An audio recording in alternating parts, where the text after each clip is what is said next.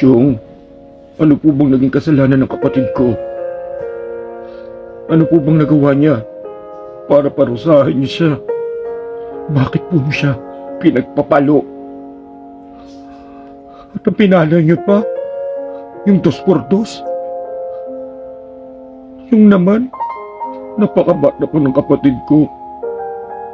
Hindi naman inaalis na pagalitan niyo o disiplinahin niyo. Pero wag naman po sana sa ganung paraan. Bata po yung kapatid ko. Si Wael, ang kapatid mo. Nilalapastangan ako. May pinapagawa ko, may pinag-uutos ako. Hindi ako sinusunod. Akampihan mo pa yung kapatid mo. Gusto mo pang konsintihin ang kanyang mga kawalang hiyaan.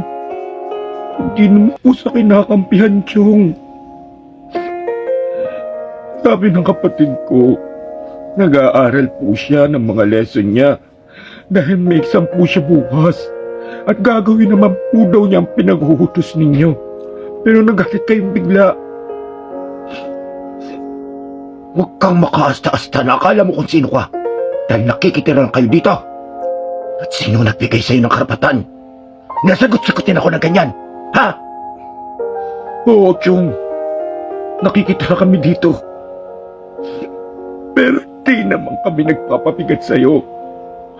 Ako, pinagsasabay ko ang trabaho at pag-aaral para meron akong maitulong sa inyo.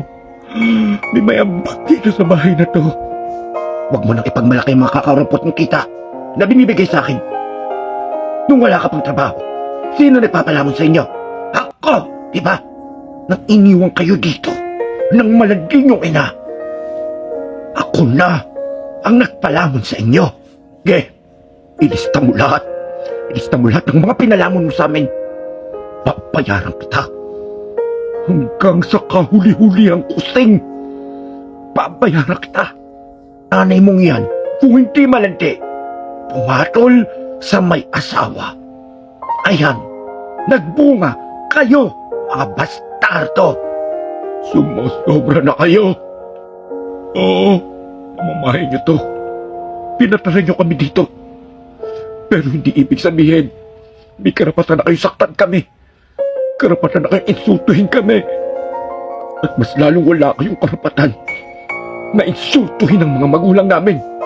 Lumayas na kayo. Lumayas na kayo. Ayoko makita ang mga pagmumukha niyo dito. Mga walang utang na loob. Oo, aalis kami. At hindi na kami babalik. Dahil baka kung ano lang ang magawa ko sa inyo. Kalimutan kong kadugo ko kayo.